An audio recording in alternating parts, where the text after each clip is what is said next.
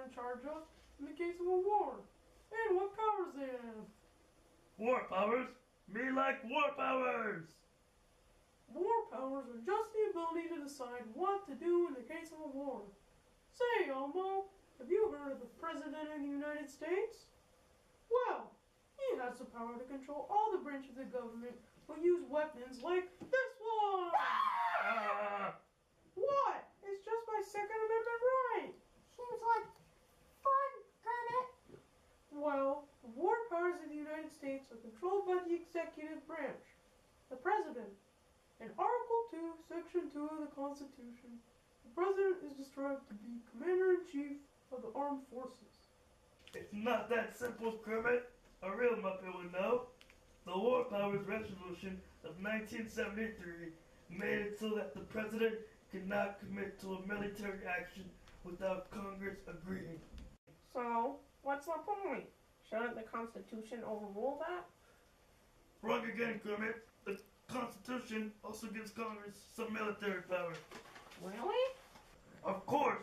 Article 1, Section 8, Congress is granted the power to make declarations of war and raise and support an army. This is one of the many delegated powers Congress has. But wait, Elmo, what's a delegated power? You know, that's a good question, you nasally voiced viewer. I'll answer that. Delegated powers are government powers specifically outlined in the U.S. Constitution.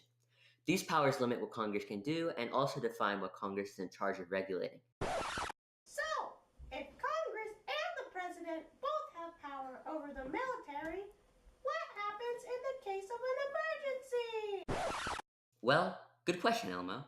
In response to 9/11, Congress almost unanimously voted to grant President Bush broad military powers to respond to the attacks without asking Congress.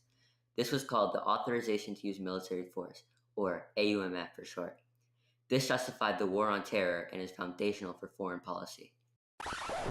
Doesn't this mean that your whole war power resolution thing doesn't even matter? No, just... Guys, this all sounds pretty confusing. I still don't quite understand. Let me break it down for you. The President has to consult Congress except in an emergency. Because of the AUMF, presidents have been saying that everything falls under the AUMF. So that's why it seems like they have so much power. I think I get it. So if the President wanted to say that his new war was part of this war on terror, then he could do whatever he wanted without asking Congress. Yes, that's it. So, if Congress can't stop the President from starting a war, where are the checks and balances that are so important to our democracy? I don't know.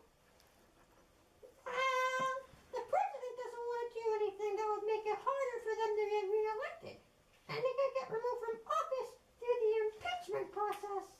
I didn't really think about it like that before, but it seems really dangerous for the President to have that much power.